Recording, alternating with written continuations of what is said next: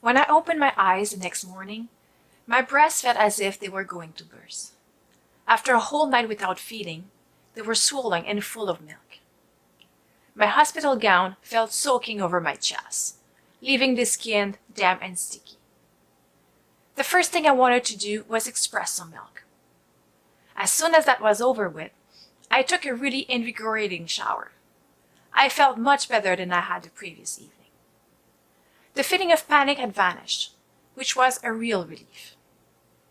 Once I had put on a new hospital gown, I noticed that I didn't have any sanitary pads left.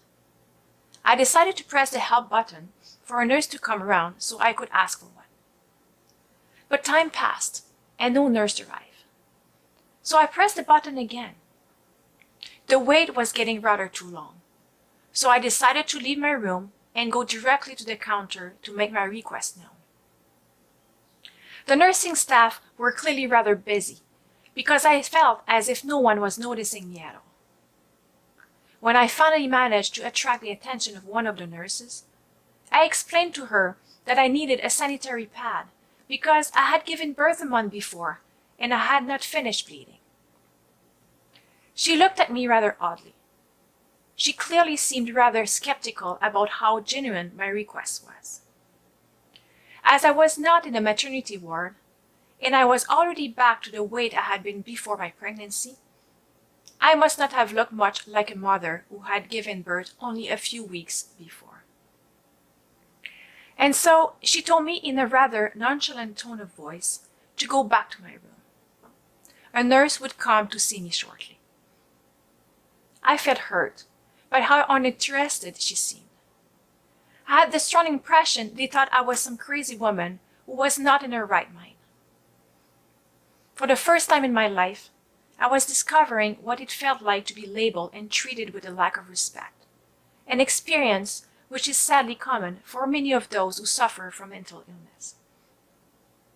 And so I went back to my room and waited. And when I realized that no one was coming to see me, I pressed the help button once again. Finally, a nurse showed up. I made my request without going into details. She came back a couple of minutes later with what I needed. I took the opportunity to give her the milk I had expressed and told her where it should be kept. I hoped that she would let the other nurses on the floor know that I was a new mother and not like the other patients on the ward. Nevertheless, I kept wondering why I had been giving a room in neurology among elderly patients who, as far as I could tell, were not at all easy for the nurses. I was really looking forward to seeing my son again, as well as my husband and mother. I didn't have to wait too long for them because they arrived not long after breakfast was served. As soon as I saw my mother, I could see tenderness and compassion written all over her face. I could also sense the concern which she was doing her best to hide behind her smile. She gave me an emotional embrace and put Elliot in my arms. When he caught my eye, a big smile appeared on his lips. It was his first real smile, and it was a deeply moving moment for me. I felt certain that he understood the challenges I was going through, and this was his way of letting me know and offering me some encouragement. I was also reassured when Gerhard and my mother then told me that he had taken to the feeding bottle with no problems at all, and that he had had a good night with them. It was such a relief for me. I then recounted the evening's event to Gerhard and told him about the panic attacks I had experienced. I also mentioned the difficulty I had that morning getting a sanitary pad. As the day went on, I started feeling less and less well, and I began to show some new symptoms which I was not even aware of. It all started with a wave of panic, which once again I couldn't keep under control by myself. To calm down, I had to ask my mother to come close by me and hold my hand as the attack passed. I felt as if I was losing control of my mind, a deeply distressing sensation. I knew it was because of the panic, but I couldn't control my thoughts or the sensation that I was falling through space. My mother was patient and understanding, tenderly holding my hand and looking at me as calmly as she could. Then, when the panic attack was over, Gerhard noticed that I had started talking really quickly and that I would sometimes click my fingers without realizing what I was doing. And so, when Dr. Sayeed, the psychiatrist, showed up in my room to ask me some questions, I could not stop seeing everything running through my head, which I thought was all of huge importance to help with his diagnosis. I remember Gerhard interrupting me more than once, so that he could answer the questions which he had also been asked. Indeed, I was giving too many useless details without realizing what I was saying. And whenever I looked for a word to communicate my thoughts more precisely, I would click my fingers, always involuntarily. Gerhard therefore established a code between us to help with communication. Each time I wanted to say something while it was his turn to speak, I had to touch his arm. He had to do the same when I was talking. Our sessions with Dr. Sayeed and others went much better with this technique because it helped me keep my speech under control and avoid all the unnecessary details. Gerhard told me later that I would often repeat the words, "It's all in my head," which showed I was aware that my pain was psychological.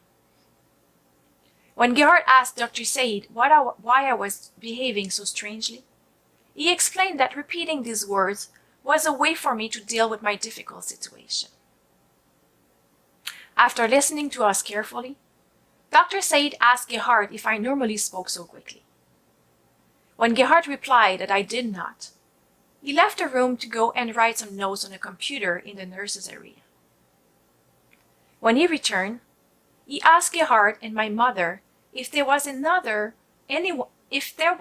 anyone affected by bipolar disorder in the family. My mother told him there wasn't. I remember this question catching my attention, but I soon forgot about it, as my brain was too caught up in other, less important details. Eventually, he told us that I was suffering from a postpartum mood disorder with psychotic symptoms. I was going to receive my first dose of medicine, olanzapine, for my symptoms that very evening. He was then going to make sure he made a follow-up visit in the next few days. A more precise diagnosis would then be given based on my condition. Gerhard, my mother, and I were relieved to hear that I would finally be treated for my distressing condition. What's more, we had got a very positive impression of Dr. Sayeed. He was very attentive and seemed highly professional in his meetings with us. We were grateful to the social worker for putting us in touch with this psychiatrist. Since it was almost time for supper, my mother and Gerhard got ready to go home with Elliot. Once again, my heart was aching at having to let my son go for the night, but I knew my mother was taking good care of him and that he was responding well to the feeding bottle. As Gerhard left the room, he told me that he would be back to see me that evening. I found this reassuring because I did not much like the idea of staying in my room by myself, especially if I felt the panic rising again. And unfortunately, that is exactly what happened. Not long after supper, the panic resurfaced. I tried my best to stay in control by myself and had the idea of writing to calm down. I thought it could be very useful to write everything that was going through my head without holding anything back. I was convinced that what I wrote could definitely help Gerhard and Dr. Sayeed to understand my condition better.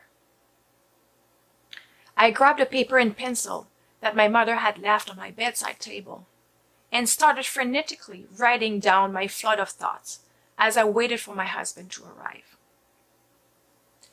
I realized that writing could indeed help me calm down, because my attention was focused on what I was writing and on my desire to make others understand the condition I found myself in. I felt like I was on a mission. I was fixated with the idea that my writing would be a crucial tool for Dr. Sayeed and for other women experiencing a condition like mine.